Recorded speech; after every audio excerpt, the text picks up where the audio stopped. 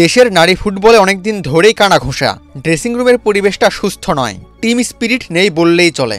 অধিনায়ক আফিদা খন্দকারের সঙ্গে কয়েকজন সিনিয়র খেলোয়াড়ের সম্পর্ক তেমন ভালো নয় বলেও শোনা যায়। ঋতুপর্ণা ও মনিকা চাকমার মতো খেলোয়াড়রা নাকি প্রয়োজন ছাড়া তার সঙ্গে কথা বলেন না। পুরো দলের বন্ডিং যে দুর্বল তার আভাস মিলেছে নানা জায়গায়। কথায় আছে, যা রটে তার কিছুটা হলেও ঘটে। Gold's Gym across 30+ countries.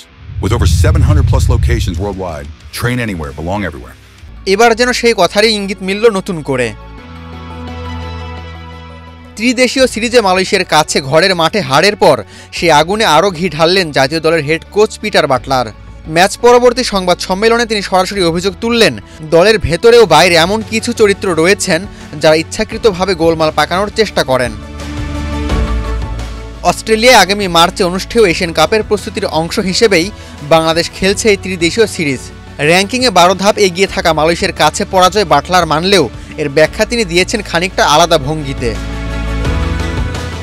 Butler বলেন, আমি জানি কেন আজ রাতে 1-2 খেলোয়াড় নিজের সেরাটা খেলতে পারেনি।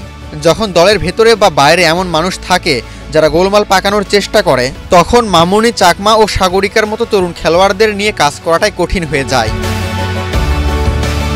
তিনি কারো নাম উল্লেখ না করলেও ইঙ্গিতে টেনে আনলেন পুরনো বিরোধের প্রসঙ্গ। তার দাবি, কিছু মানুষ দলের ভেতরে অসন্তোষ তৈরি করার চেষ্টা করছে। বাটলারের ভাষায়, যারা বাইরে থেকে সমস্যা তৈরি করে তাদের দায়ভার আমি নিই না। তারা এমন চরিত্র যারা দলকে বিভক্ত করতে চায়, কারণ তারা দলের কিছু খেলোয়াড়দের ব্যক্তিগত ঘনিষ্ঠ বন্ধু। এদিকে মাঠের বাইরের কোন্দল ছাড়াও এই হারের দায় এসে পড়েছে পিটার বাটলারের ঘাড়েই। ম্যাচের আগে হাইলাইন ডিফেন্স নিয়ে অনেক আলোচনা সমালোচনা হলেও নিজের স্ট্র্যাটেজিতে অটল ছিলেন প্রধান কোচ। মালয়েশিয়ার বিপক্ষে যে গোলটি হজম করতে হয়েছে সেটিও এসেছে সেই হাইলাইন ডিফেন্সের দুর্বলতাই কাজে লাগিয়ে।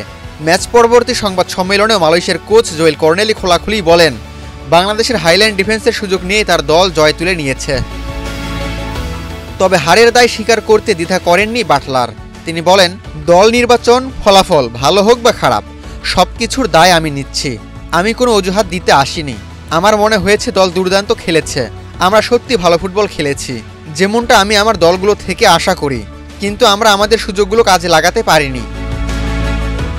টুর্নামেন্টে টিকে থাকতে হলে এখন বাংলাদেশের সামনে একটাই পথ, জয়। আগামী 2 ডিসেম্বর শক্তিশালী আজারবাইজানের মুখোমুখি হবে আফিদা খন্দকাররা। ফাইনালে উঠতে চাইলে ম্যাচটি জিততেই হবে বাংলাদেশকে।